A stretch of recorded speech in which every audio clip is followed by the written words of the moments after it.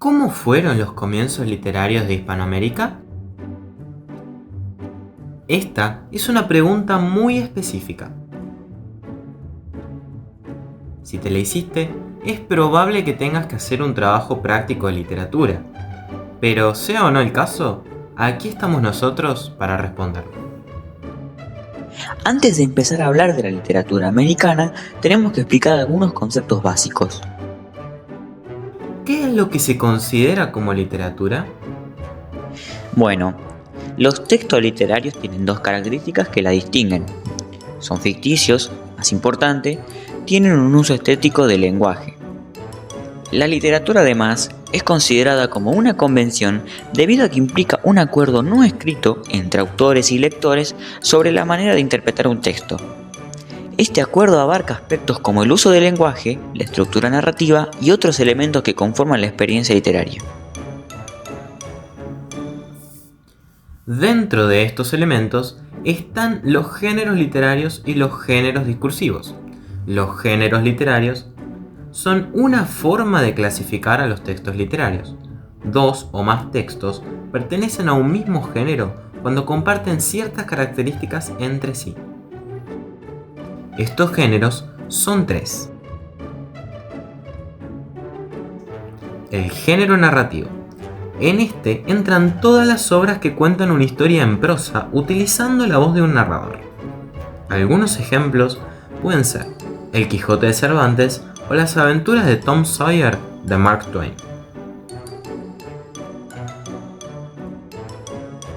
El género lírico se caracteriza por estar escrito en verso y utiliza recursos como la metáfora.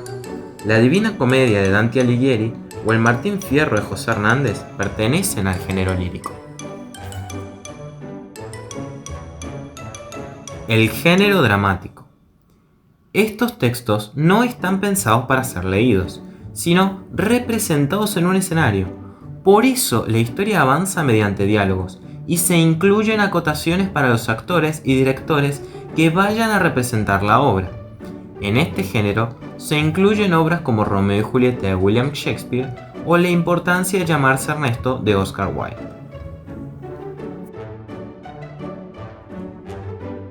Los géneros discursivos son textos que identificamos por su estructura y contenido. Así podemos distinguir un poema de una noticia o de un parte médico. Hay dos clasificaciones: los primarios, que son espontáneos y surgen del intercambio entre personas, y los secundarios, que son más complejos y se aprenden en las instituciones, e incluyen los géneros literarios, periodísticos, científicos, etc. También debemos entender el concepto de canon literario. Es un modelo para obras literarias. El canon literario es, en definitiva, la suma de todas las obras que existen. Sin embargo, este canon siempre se ve limitado por obras que son inaccesibles o que deliberadamente fueron excluidas o censuradas. Ahora sí, podemos hablar de lo que nos interesa. Para eso, nos subimos a la máquina del tiempo y viajamos al siglo XV. En Europa se estaba llevando a cabo un movimiento literario llamado el Renacimiento. En este periodo, el pensamiento respecto al hombre cambió drásticamente. Ahora se buscaba poner al hombre en el centro de todo. Esto se llama antropocentrismo y produce un punto de vista más optimista, donde ya no importa la opinión de la Iglesia, sino que los intereses del hombre. Mientras tanto, en América, nos encontramos con que es muy complicado encontrar registros de la mayoría de pueblos por dos razones principales. No solían dejar un registro escrito y mucha de su cultura se perdió con la conquista europea. Sin embargo, sabemos bastante sobre el imperio inca y el azteca.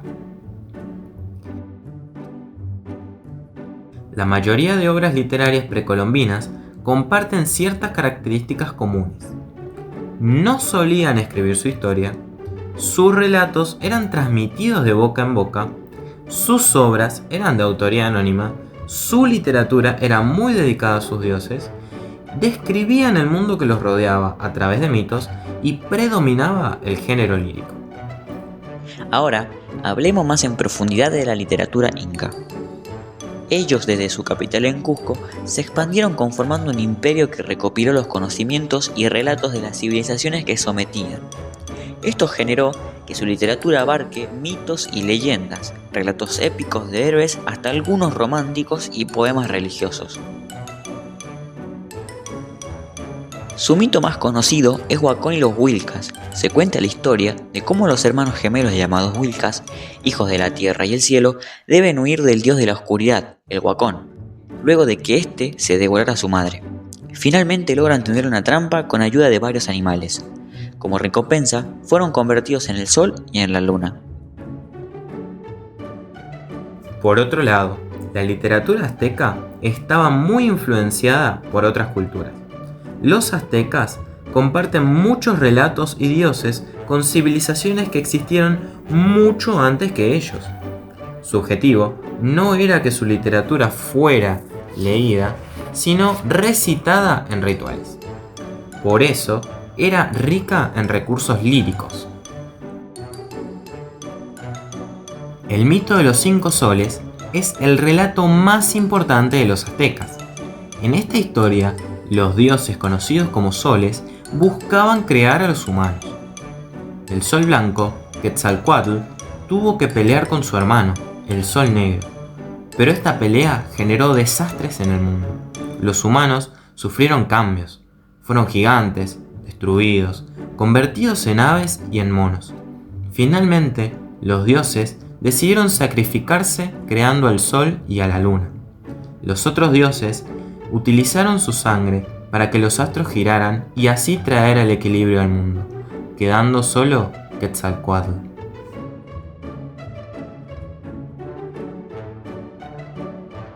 Con la conquista española, mucha de esta literatura se perdió o fue destruida. Sin embargo, si existen aún registros culturales de las civilizaciones precolombinas, es precisamente gracias a los españoles, que elaboraron diccionarios para sus idiomas y transcribieron y recolectaron mucho de sus obras literarias. Para cuando los españoles ya estaban asentados en América, en torno al siglo XVI, el poder estaba repartido entre la iglesia y la corona. Estos poderes estaban restringiendo la libertad de pensamiento de los criollos. Acceder a las fuentes de energía era caro y complicado. Se prohibieron libros y escritores. Todo esto, sumado a los problemas económicos, pestes, hambrunas, enfermedades, generó mucha disconformidad con el sistema y se fue dando el cambio de época en la literatura, del Renacimiento al Barroco, que empieza a tratar temas como la muerte, el desamor o como que la vida es una ilusión. Y se plantean contrastes en las obras. Una de las mayores exponentes del Barroco en América fue Sor Juana Inés de la Cruz. Esta mujer vivió de mediados del siglo XVII hasta 1695. En 1669 se convirtió en monja a pesar de ya ser conocida como una intelectual brillante, pero esta decisión la tomó para poder tener más libertades a la hora de estudiar y escribir. Juana no perseguía la riqueza, ni buscaba una vida metida en su casa o en un convento. Lo que ella perseguía era el conocimiento. Pero este interés por aprender y expresarse iba en contra de todo lo que se esperaba de la mujer en ese entonces. Por este motivo, fue duramente criticada y censurada por las instituciones que concentraban el poder. Aún así, ella se defendía y criticaba este sistema a través de su literatura y de cartas en las que rebatía los argumentos de sus detractores, convirtiéndose así en un ícono de la lucha por la igualdad entre el hombre y la mujer. Si te quedaste hasta acá, esperamos haberte ayudado en tu trabajo y que hayas aprendido, al menos un poco, sobre cómo comenzó la literatura de nuestro continente. Nosotros somos Felipe Maidana y Matías Acosta. Gracias por ver y nos vemos.